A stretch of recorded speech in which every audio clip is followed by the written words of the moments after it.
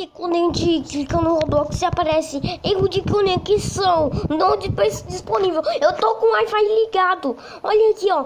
Tô com o Wi-Fi ligado. Mas não funciona. Essa droga, não funciona. Já reiniciei o Wi-Fi, já reconectei o Wi-Fi, já se com o Wi-Fi, mas não funciona. Nada funciona.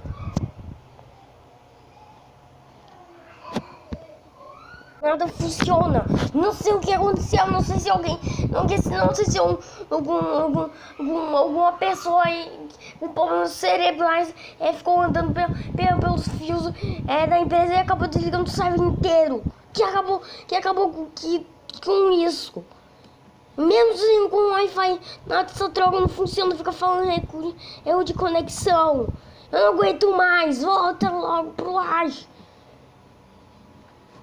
Volta logo pro ar, não volta logo pro ar, porque já tá desde manhã essa droga assim, já tá desde manhã, já desde quando o dia iniciou, essa droga tá erro de conexão, não funciona,